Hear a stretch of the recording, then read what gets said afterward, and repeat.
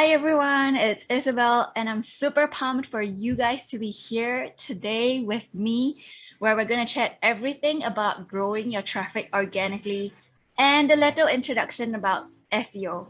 Today, we're going to talk all about SEO and how to really stand out on Google organically without paying for any ads at all. In case some of you are unfamiliar with me, I actually run a travel blog. It's called Bell Around the World, which I've been running since 2015. Feel free to connect with me on Instagram, where I'm most active on. Or if you decide to take an Instagram story at any point during this, tag me so I can repost it. So because writing came naturally to me, I really enjoyed journaling. So I've been blogging or journaling since 2006. I started off with a personal private blog, kind of like on blogger.com. And so in 2015, because I was addicted to life abroad and new discoveries, this travel blog was born when I went on my university exchange to France. And in 2018, through the years of experience blogging and digital marketing, I was able to take my blog full time and earn an income entirely online without being in a fixed location or to a fixed employer. And that's being a digital nomad for you. I'm currently now in Costa Rica for 2 months now, heading to Panama and Guatemala next. So in the past couple of years, I've been traveling full time. This travel blog is now my gateway to experience adventures I never, ever thought I could when I was in my early 20s. Since embarking on this journey, I've been honored to do speaking engagements, been invited to guest speak in podcasts, as well as been featured in newspapers. I've partnered with various top travel and hospitality brands around the world, both as a content creator and a digital marketing consultant. Why am I telling you all these? I want to show you that all these accolades was the result of just one factor, and that is increasing my blog traffic. Because of that, I was able to build my authority as a travel expert and become trusted and vouched for by all these different brands. These are just some of the activities I was able to do in my travels in New Zealand, South Africa, and all around the world. All of these experiences that were presented to me after establishing myself as a travel expert. So, I want to ask you a question. How would you want to live a life like this? To do something that matters to you, where you can make a difference in your own littlest ways, where you can be regarded as an expert in your field, where people will turn to you for advice on whatever it is you specialize. Because, that's the reason why you have your business idea, right? Can you imagine how much more your life can change when you're able to generate leads on autopilot?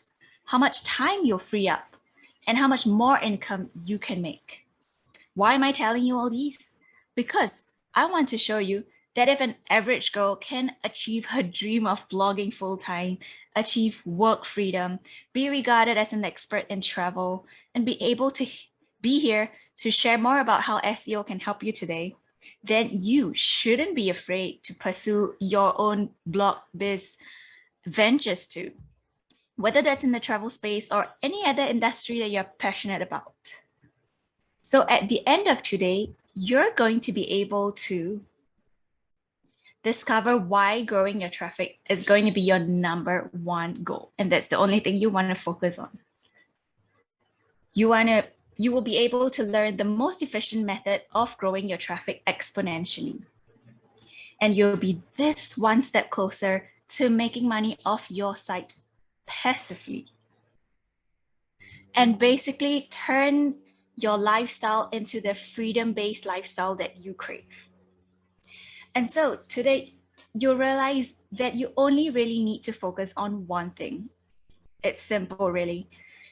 And that is growing your traffic. Maybe you're not convinced yet, but let me explain. With more traffic, you'll be recognized as an expert in your field. You'll be able to build your own community. You'll even be able to make a difference in your own ways. And with more traffic, you'll get more income, whether that's in the form of ads, affiliate partnerships with brands that you work with, brand sponsors. If you're in the travel field, maybe sponsored travel, or if not, if you're in a coaching business, or if you run a service or product-based business, you're able to get more leads, which in turn drive to more conversions and more customers. And eventually, when you start growing your income online and diversifying them, you'll get to achieve the luxury of, if you like to travel, be able to travel whenever and wherever you want. Everything else that you do, whether you're posting on social media, whether you're pinning on Pinterest, should thus supplement or build on your goal of getting more traffic to your blog or your website, or building your expertise. Now that we've established our primary goal to bring traffic to the blog, I want to ask you, what are the ways you do to bring traffic to your blog or your website? Let's break it down real quick. There are different forms of, there are different social media platforms. There is the option to run ads. There's also the option to run word of mouth. Let's break it down real quick, all these platforms. So social media, I'm talking about like Facebook, Instagram, LinkedIn, Twitter, Pinterest. It's great because it's free. You're free to post anything you want, and you can be as creative as you like. However, the thing is, you have to put in consistent effort to put out content all the time. How many of you have heard so much advice about how you have to put out consistent content? You have to be consistently present on Instagram. You have to be consistently present on TikTok. That's the meaning of consistent effort. And the other thing is your reach is limited to the number of followers on that platform that you have, or the number of people who are using that platform. So if you are on Instagram, you might be excluding the pool of people who are not using Instagram, but rather they use only Facebook. The other thing about social media is that your new content is going to push and bury all your old content. How many of you would go to an account and scroll all the way to the bottom and read every single post that this account has posted before? I don't think so, right? And the other thing about Instagram or Pinterest, this is more of an aesthetic platform. And so people or businesses who have really aesthetic, photogenic, artistic abilities, they tend to do better than businesses who are more abstract, who are maybe in the service business. Or say if I run a lawnmower business, no one's really going to follow my Instagram account of pictures of lawnmowers, are they? And so that's social media for you. Now, when we talk about digital ads, it's great. I love ads, although I'm an advocate of organic methods, and I'll tell you why.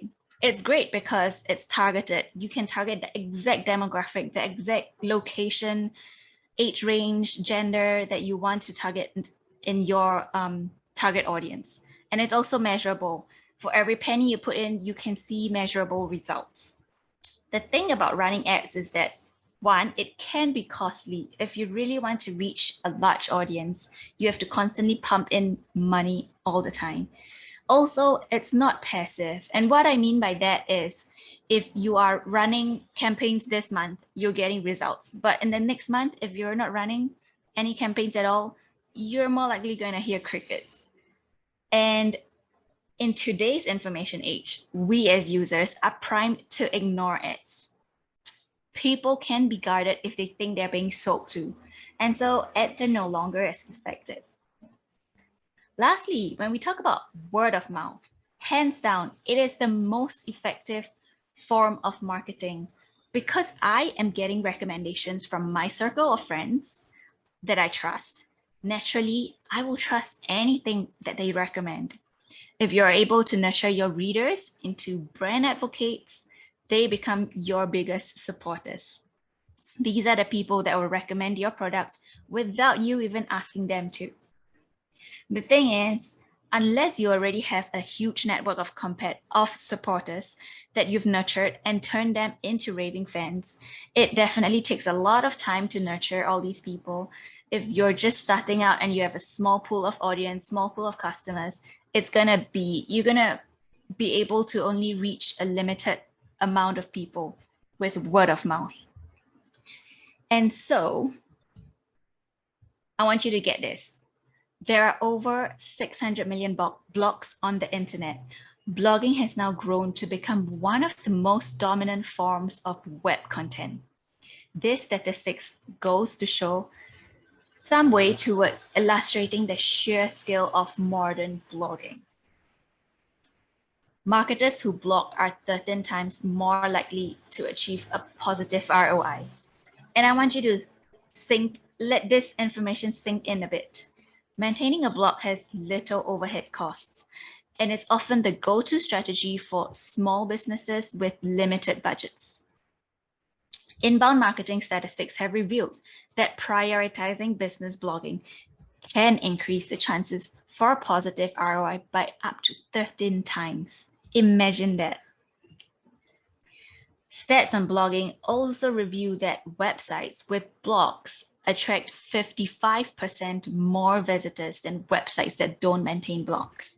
This can be a huge difference for your business, as more visitors mean higher lead and sales conversion rates.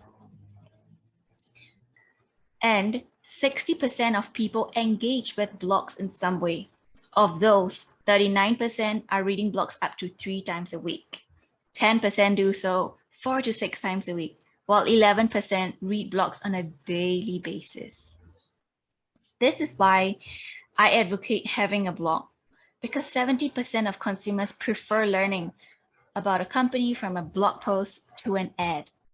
Whether you're running a business or intending to use a blog as your main platform, it is important, it is essential to have a blog these days. My friends, that's why I want to introduce you to a new form of marketing, content. Why do I say that? In this internet age, what users want now is to be informed. They want to know if they're making the right shopping choice. Between choosing Nike or Adidas for the best trail running shoes, do you look at who advertises better? No. You Google articles, you Google reviews, you watch YouTube tutorials of people who have used the product before. And so we as users these days are now primed to ignore ads. People can be guarded, as I've mentioned, if they think that they are being sold to. And so advertisements are no longer as effective. Moral of the story, education is the new marketing. If there's anything you take out of this session, is that you want to constantly provide value for your audience. Your audience don't like being sold to. They like being taught, guided, and advised. And the best way to do that is via long-form searchable content. Now that we know the importance of content for a business or a brand, how do we grow traffic using content?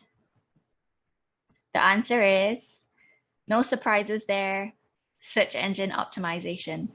So if you are new to this term, SEO means search engine optimization, and that is optimizing your content for the search engines. Think Google search or Yahoo search or Bing through different factors. And it's all about getting your website ranking at the top of these search queries as highly as possible. How many of you use Google? Dumb question, right? When you're looking for a new lasagna recipe to try out for the next family dinner, where do you go? You go to Google, you go to YouTube to look for recipes. You click the first result that appears, maybe the second or maybe the third. But as website owners, that's how we get our traffic organically, by ranking at the top of search engines when your target audience are searching for specific answers on search engines like Google. The higher your article is ranking on Google, the greater your visibility. The more people will click to your website, basically. Because I was able to increase traffic and readers to my site, I was able to earn a full-time income from blogging, all without selling a single product or service on my travel blog. Imagine what your potential can be if you're able to turn your traffic into leads and even customers. So these are just screenshots of some keywords that I have that I have my articles ranking first page on. SEO applies not just to content, but also to images, to YouTube, to Pinterest. And if you actually notice Instagram now, the moment you click on, the moment you search, say, rainbow makeup, you get tons of content that are not just the names of the account rainbow makeup, but actually content that talks about or videos that showcases rainbow makeup. So SEO is actually even used on Instagram search these days. Once you master the fundamentals of SEO, you're ready to take on content on all these different platforms, whichever works best for your audience. We've already established that content is important for your business. Content is required to build brand awareness, followed by your audience's trust in you as a subject matter expert. Now, what if you've written hundreds and hundreds of articles, but none of them are seen by anyone except for the limited few that you push out your content to on your own social platforms? This is where SEO comes into play. Think of SEO as a bridge that links what you're sharing with your target audience. You can have a million articles, but without SEO knowledge, all those articles and all your valuable knowledge will just be buried in the millions of web pages online. What I love about SEO, one of the things is that it's evergreen, which means you can publish a post about the best places to visit in Greece 5 years ago. And even today, when people are searching the best places to visit in Greece, your article will still be ranked at the top. You will still be getting traffic for that exact keywords that people are searching for. And the beauty of that is it's passive, which means you only have to publish one time a really good piece of article and have it rank on Google. And then you get the traffic passively, even when you're sleeping. You are reaching a targeted audience, which means if you are merely trying to target people who are Googling about, say, lasagna recipes, right? Then you are targeting this exact people and you're able to get your desired target audience based on the keywords that you're targeting. Lastly, it's measurable because you have Google Analytics. There's a lot of statistics you can study and learn from there. And of course, it's free. You don't have to throw in any ad money at all to get all this traffic. This is a snapshot of the traffic of an affiliate post where I was promoting hotels to stay in my travel blog. In just 3 months since it was published, it grew from 0 to 300 weekly page views. Within 6 months, it drove over $6,800 in hotel bookings via referrals. I only had to publish one well-written post in the beginning. Everything else that happened after, the traffic and the affiliate revenue, it just happened on autopilot. I didn't have to pay any attention to this post at all. Now, how would you like if you could publish a post, let it sit on your website on its own, and start earning affiliate commissions or start generating leads on its own by attracting your potential customers, all on autopilot, even while you're asleep? This is one of my mentees. She mentions that as she develops all areas of her business, my SEO course has helped her determine that SEO is one of the most important things when it comes to ranking your website. Really amazing. So going back to how SEO can help you achieve more traffic, it can help you achieve not just more traffic, but also evergreen and passive traffic. And with that, it can help you crush your goals with your website, whether it's wanting to work remotely, whether it's wanting to free up more time so that you can pursue things that you love. For me, it's travel. And so you can achieve all of that.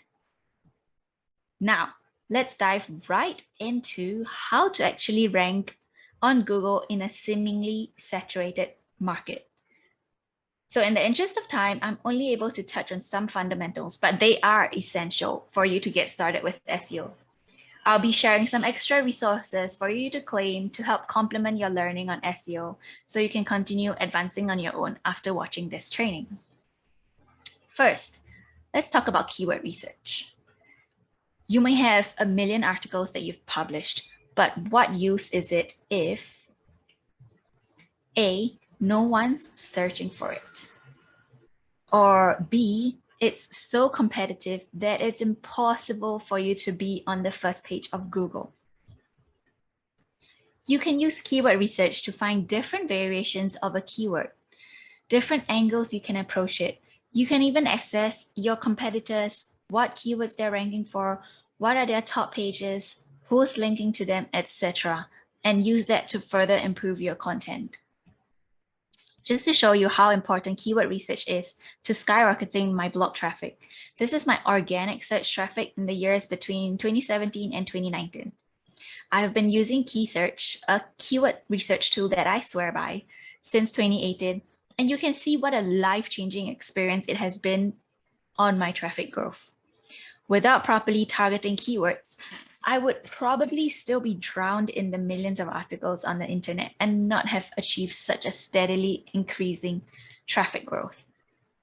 So keyword research is a big topic, and I want to be able to complete all of my fundamentals today. And so while I'm not able to cover much about keyword research today, I would love to offer those who are watching this right now very limited time access to one section of my course tutorial, and that is how to do keyword research. It's basically a step-by-step video tutorial on how to do keyword research with KeySearch.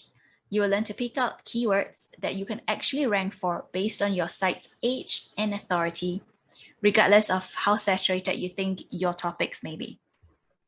So you can get access to this limited time free tutorial by following the steps below. You may want to screenshot this screen. Basically, you just have to join my Facebook group called Skyrocket Blog Traffic and just create a post and type in keyword research tutorial. That will let me know that you are looking for my keyword research free tutorial, and I will send over the free access. So now going on to step 2, which is talking about some of the best on-page SEO practices. Once you've determined your keywords that you want to target and you're starting to create your own post, you want to bear in mind these places to place your keywords in. First, your title, that's really, really important. And then your URL slug. You also want to place your target keywords in the first paragraph of your blog post as high as possible. You also want to sprinkle in some of those target keywords into your H2 and H3 headings, as well as throughout your articles. If you are uploading images, make sure you include your keywords in your image title, description, and alt text. For a good on-page SEO article, you want to also include internal links, which means links to other pages of your website. You also want to include external links, which are authoritative links that are related to the blog topic that you're talking about. I won't cover so much about no follow and do follow links, but make sure your article is 100% original. And the very last thing you want to include is to have your keywords inside your meta description so that when it appears on Google search result page, not only can the potential reader know what your article is about based on your title, but they can read those 2 lines as the subtext below your title to glean an idea of what the article is about. And this really helps to improve your click-through rates. So if you want a copy of this PDF checklist, same thing, you can join my Facebook group, Skyrocket Blog Traffic, and create a post with the text on-page SEO checklist, and I'll send that over to you. Third, domain authority. As the name suggests, it's a score of the authority of a domain. The higher your score, the more authoritative it is. When Google sees a site as authoritative, it's more likely to show up in search results for relevant keywords. The DA directly corresponds to the number of backlinks a page has, which I'll go into detail next. A general rule of thumb is that the more backlinks you have, the higher your authority. And so, what are backlinks? They're basically links to your page or a specific blog post. they usually do follow. And it's kind of like saying the more people, different people linking to your site, the more your site is vouched for by all these different people. Google thus counts these links towards your authority in the topics that you cover. I'm going to share some different ways to get backlinks from other sites. Due to the brevity of time, I'm not able to go through each and every one in detail. In my full SEO course, which you can purchase, you are going to get not 2, but 7 guaranteed ways for bloggers or site owners to get backlinks from authoritative sites. These are the 7 ways I've been able to get backlinks to my travel blog consistently, and they work all the time. So the easiest method is by guest posting on other high DA sites. In my SEO course, I go into detail who to guest post for and what topics to write about. Because, come on, who has time to write for any Tom, Dick, and Harry, right? Whoops. So here are some publications I've contributed to over the years. You just need to know where your audience is hanging out at, where they're consuming their info from, then reach out to those publications asking if they're open to you submitting a story or an article.